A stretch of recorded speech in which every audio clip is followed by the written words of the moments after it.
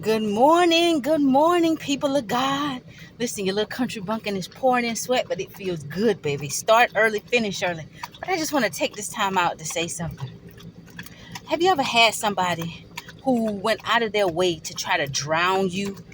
And then when they realized that you knew how to swim, they had to, they try to, when they realized you knew how to swim, then they got to the point where they didn't have enough gear with them. They tried so hard to drown you, and as you swam away from them or swam around them or got away, you saw what they were doing, and so you begin to swim for safety and swim in the opposite direction and just stay away from them. You see them end up sinking, right?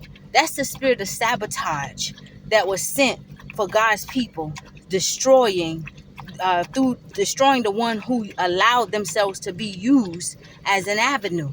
That's the spirit of Haman being hung on his own gallows. And I feel sorry for some people like that.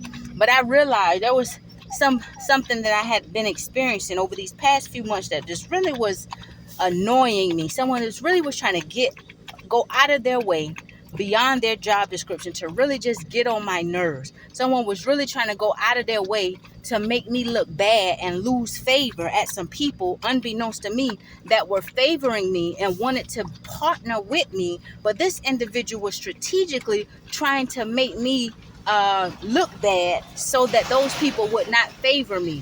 And as God began to bring everything to light, I began to see what was the blessing that he was orchestrating. There was an enemy who don't even know me personally that was trying to disrupt that thing. But as I continued on in my honesty, my integrity, and I didn't understand it, although what that enemy was doing was making me feel uncomfortable, I continued to follow the right path, or the right thing to do, and I began covering myself. And as I continued to do that, now this same enemy that tried to drown me is sinking. Right? Because the ditch that we dig sometimes, if you dig a ditch for somebody else, I know the old folks say, if you dig one ditch, you better dig two.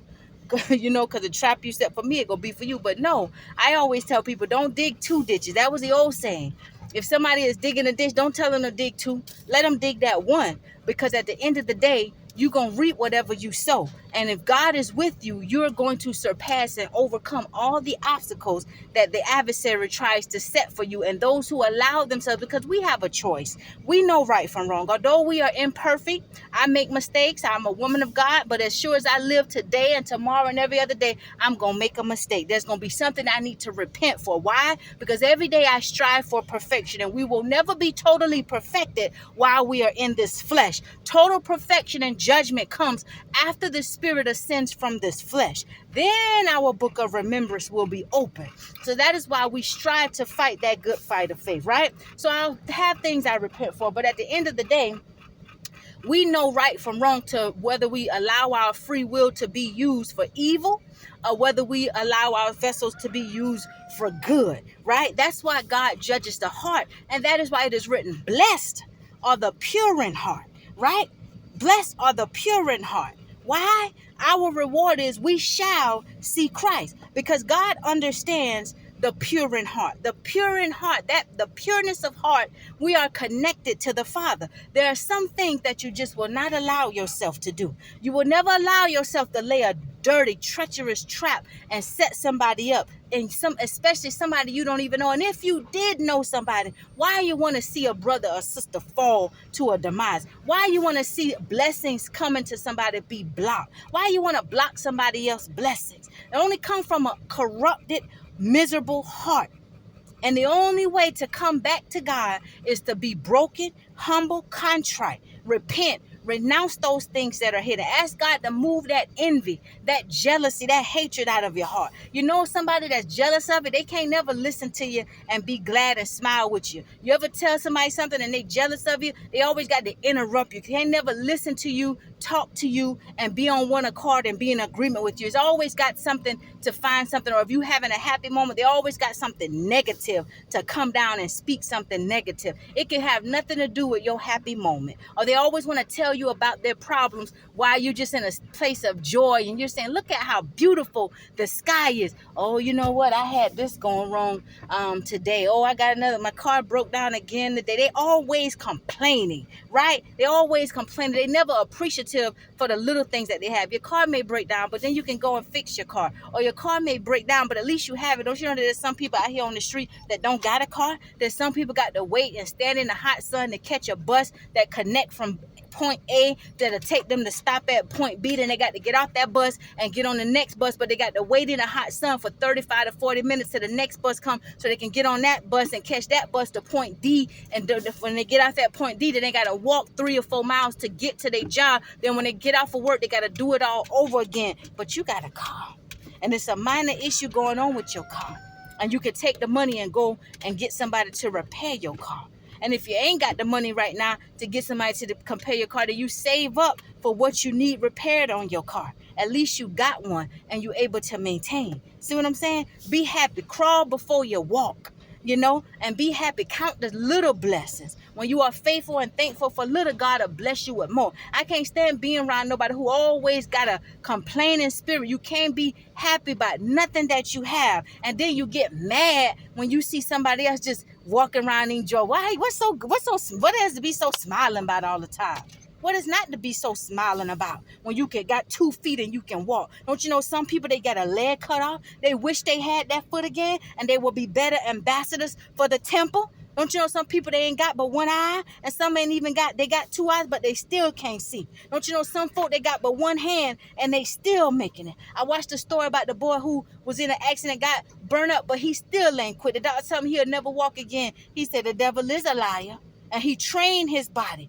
Why? Life is spiritual. What do you believe for yourself? Jesus said, if you got faith the size of a mustard seed, you can say to this mountain, be thou removed from this place and go yonder. What is your mountain? Is it financial problem? Is it sickness in your body? What is your mountain?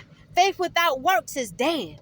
God healed me when medical science said there was no cure for endometriosis. I am a healed woman to this day. I can function normally. If I want to have a child, I can have a child. I am in perfect health. And medical science said there was no cure. I went to many doctors for many years and suffered under them, taking all these medicines and thyroids and steroids and all kind of stuff I didn't even need, made my condition worse. But I went to many doctors, just like the woman with the issue of blood, and suffered under many doctors. And then when I tried God, I had to make a change. The error was what I was putting in my body. When the book of Leviticus, it tells us the clean and the unclean food.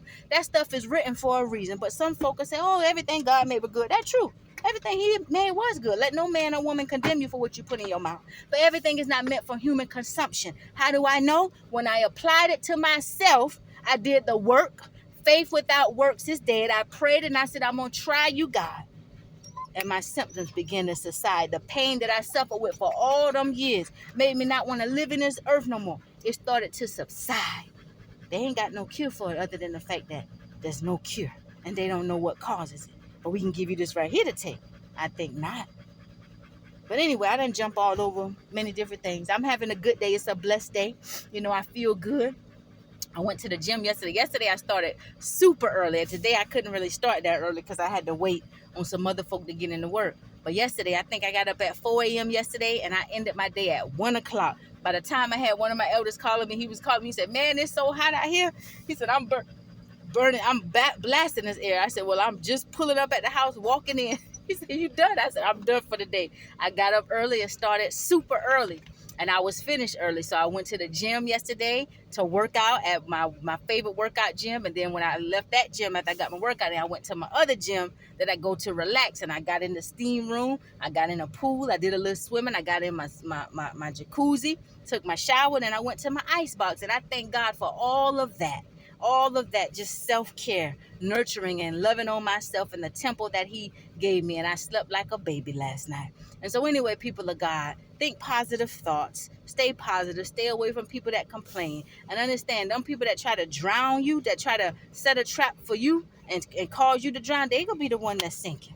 The Haman that built them gallows, what happened? He had to get hung on his own gallows. But anyway, let me go so I can go ahead and finish my work early for the day. I'll talk to y'all later. Have a blessed day. If nobody told you that they love you today, then know that your little country bunking sister loves you. Keep on moving. and stay away from negative people. When you feel that there's somebody working against you, you stay on that thin, narrow path, and you keep praying and you keep doing the right thing. Be very honest and upright. If you make a mistake, say you made a mistake, keep going, and eventually the hand of the one who working against you gonna be uncovered. They tried to drown you, but they'll be the one who drowning and sinking. Have a blessed day. When God be for you, can't no demon in hell take you down. I'm a living witness.